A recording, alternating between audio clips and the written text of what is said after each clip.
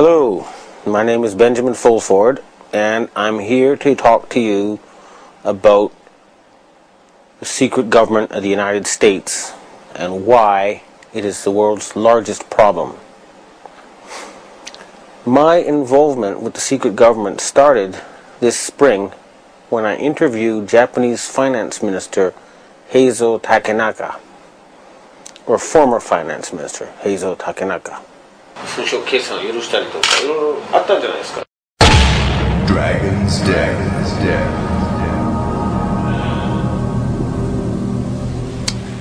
I confronted him with evidence that he had sold out the Japanese financial system to a group of financial companies controlled by David Rockefeller and Rothschilds. The very next day, I got an email from someone who said he was introduced by Mr. Takenaka and he wanted to meet somebody. The person I met gave me this Freemason badge, and he said to me that he was a professional assassin and that I could either stop exposing people, he said I could either continue exposing people and die at the age of 46, or I could become basically Finance Minister of Japan. Now I have all this proof on tape and video. This is apparently what happens to a lot of people on this planet. They get to a certain level and they're told either you join us or you die. And most of them join them, and that way they get the elite in their pocket. And that's the secret of their control. In my case, I would have probably had to do that too. Although, once I realized I had met an honest, genuine, high-level Freemason who told me there were 13 levels of Freemason above the 33rd degree, and that these people were God. There was no God, they were God. So I asked them about their plans to kill people, and they said, yes, there are too many people on the planet. We need to get rid of several billion. And war doesn't seem to work, so we're going to use disease and starvation. Now, I don't know about you, but I couldn't live with something like that. And my first thought was I'll have to pretend to join them and try to, throw them over from the inside. And I suspect a lot of the people inside those groups have the same feeling. They hate being there, but they're scared. But they'd love it if these guys were overthrown. So you got to remember, not everybody in the secret government is evil. In fact, I'd be willing to bet a majority actually want to do good things for the planet, but they're scared. In my case, the very next day after I got this threat and offer of a bribe from the ninja, well, the guy who described himself as a ninja, a Chinese secret society contacted me. It's actually an Asian secret society. It's not Chinese. It's Japanese, Korean, Vietnamese. It's all of Asia. And they offered me protection. And this is their booklet. One of them. This is the booklet of the other. Now, people who know will know this is real. They have 6 million members. More, actually. Including 1.8 million gangsters and a lot of very intellectual people. They can mobilize all public opinion in Asia. So, with their protection, I continued exposing David Rockefeller. And earlier this year, I issued an ultimatum on rents.com. The answer to the ultimatum was that the self-described assassin told me there would be an earthquake in Niigata Prefecture, Japan. And 2 days later, there were, on 2 consecutive days, earthquakes right on top of Japan's largest nuclear power plant. And I'll try to present this to people in the future. There was video taken of a ball of plasma in the atmosphere above Niigata on that day. So his answer was to hit a nuclear power plant with an earthquake machine and kill innocent people.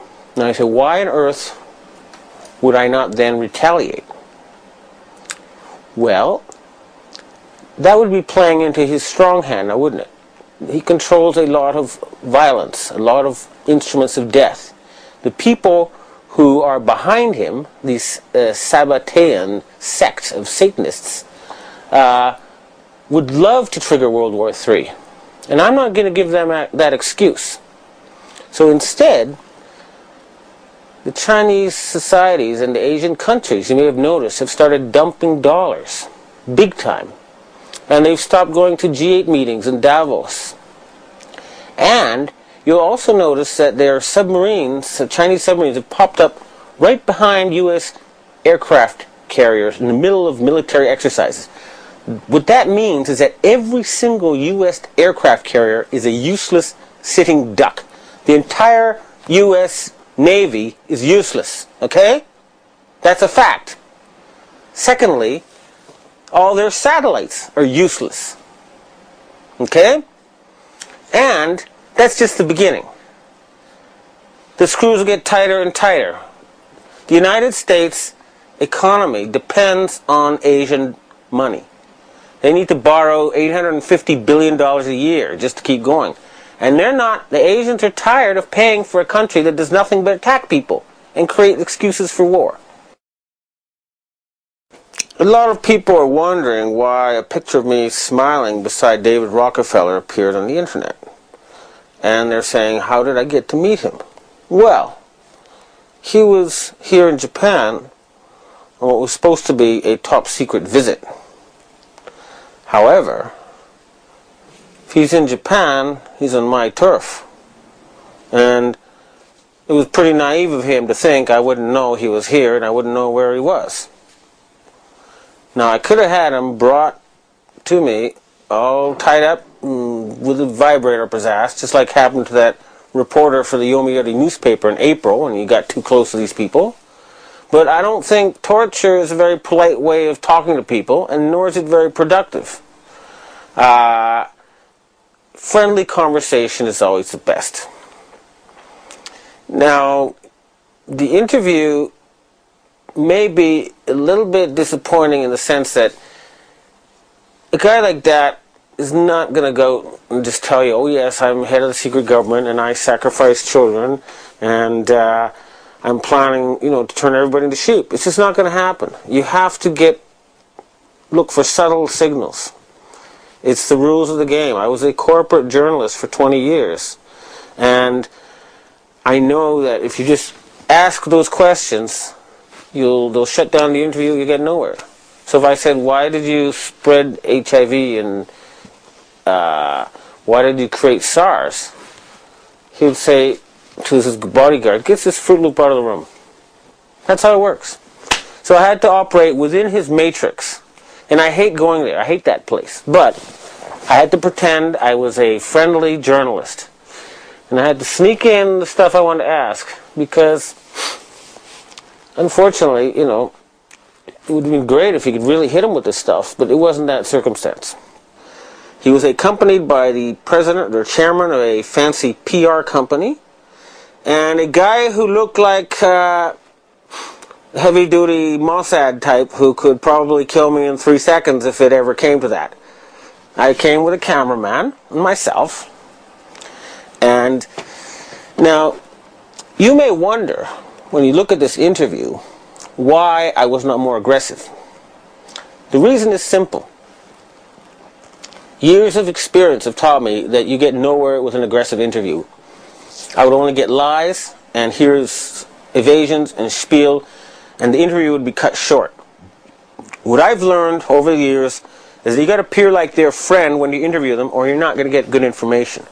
So I'm now going to show you the segments of this interview, and then I'm going to deconstruct them for you, so that you can know what I think this man is really saying.